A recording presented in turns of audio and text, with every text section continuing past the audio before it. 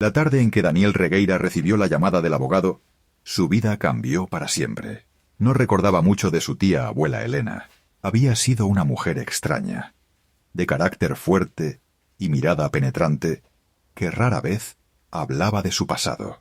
De hecho, Daniel apenas había tenido contacto con ella desde su infancia, cuando la visitó una sola vez, muchos años atrás, en la misma mansión de la que ahora era el único heredero.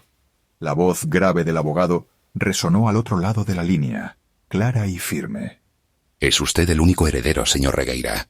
El tono parecía sereno, pero algo en sus palabras le dio un escalofrío. A lo largo de los años, se había enterado de que la familia Regueira tenía un linaje antiguo, lleno de riquezas y secretos.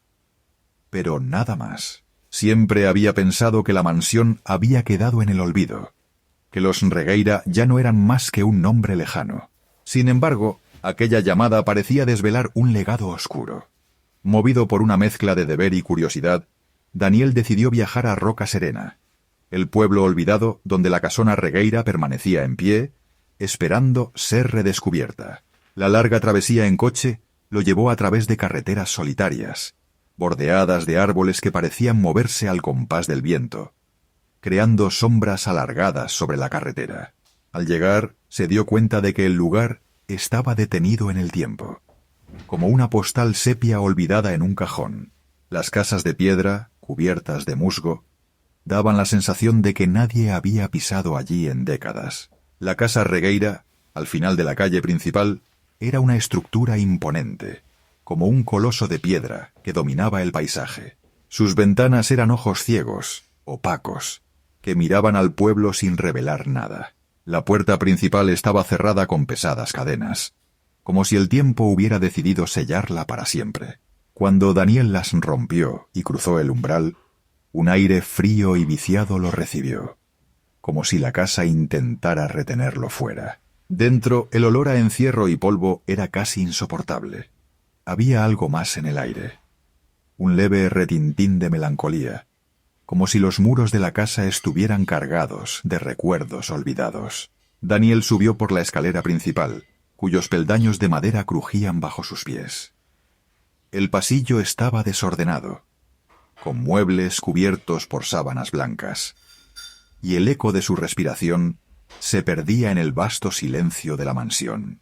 En la planta superior, una puerta entreabierta lo condujo a una habitación grande, casi vacía, salvo por una estantería polvorienta llena de libros y algunos objetos de valor, como relojes antiguos y espejos manchados. Mientras inspeccionaba el cuarto, algo llamó su atención en el último peldaño de la escalera. Una tabla suelta lo hizo detenerse. Al levantarla, encontró una llave de hierro, fría y pesada, que no correspondía a ninguna de las puertas que había visto hasta el momento. Al principio, pensó que podría ser un antiguo relicario, o alguna pertenencia olvidada de su tía abuela. Pero, por alguna razón, algo en su interior le dijo que la llave no era un objeto cualquiera. En cuanto sus dedos se cerraron sobre ella, una extraña sensación de nerviosismo lo invadió, como si de alguna manera estuviera tocando un artefacto que había sido mejor dejado en el olvido. Esa misma noche, incapaz de dormir, Daniel recorrió nuevamente la casa con la linterna del teléfono móvil. El sonido de sus pasos resonaba por los pasillos vacíos, y la casa parecía respirar con él. Fue entonces cuando llegó al despacho de la mansión, una habitación más grande de lo que imaginaba, con un mobiliario imponente y una ventana que daba al jardín trasero, donde los árboles parecían susurrar entre sí. A un costado de la sala, una pared de madera llamó su atención. Había algo extraño en ella, una pequeña separación, casi invisible, que parecía haber sido reparada a lo largo de los años. La llave encajó perfectamente. Al girarla, el panel se deslizó hacia un lado, revelando una habitación oculta, apenas iluminada por la luz tenue de la linterna. En su interior había estanterías llenas de viejos diarios de cuero, algunos tan deteriorados por el paso del tiempo que sus páginas se rompían al tocarlas.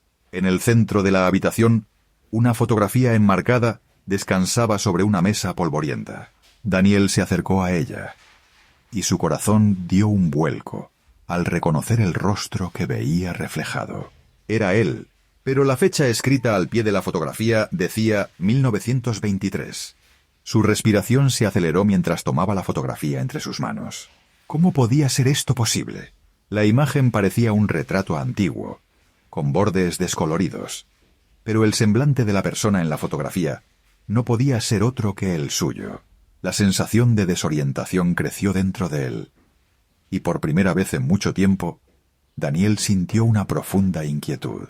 No solo había heredado una casa, había heredado algo mucho más oscuro. A medida que el silencio de la casa se cerraba sobre él, Daniel se dio cuenta de que había algo que aún no entendía completamente. Las piezas del rompecabezas comenzaban a encajar, pero el verdadero misterio apenas comenzaba a revelarse.